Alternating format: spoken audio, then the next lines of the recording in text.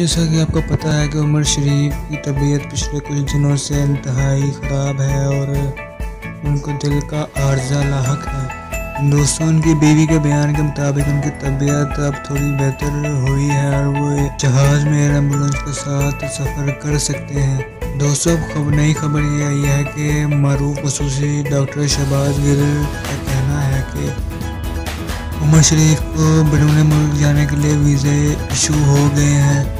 वो जल्द अपने इलाज के लिए अमेरिका रवाना होंगे। उनके साथ उनकी अहल खाना भी जाएंगे। तो शहबाज गिल ने यह भी कहा कि उमर शरीफ के अहल खाना ने इस तमाम प्रोसेस में वज़ीर आज़म इमरान खान के ताउन के लिए शुक्रिया अदा किया है और इमरान खान साहब भी दुआ गो हैं कि उमर शरीफ जल्द से जल्द सेहतियाब हो जाएं। इसके अलावा दोस्तों, उमर शरीफ की अहलिया ज़रीन ने हुकूमत से एयर एम्बुलेंस के इंतज़ामात की दरख्वास्त की थी ताकि उमर शरीफ के इलाज के लिए बैरून मुल्क जा सकें। दोस्तों, हम भी दुआ करते हैं कि उमर शरीफ जल्द से जल्द सेहतियाब हो जाएं।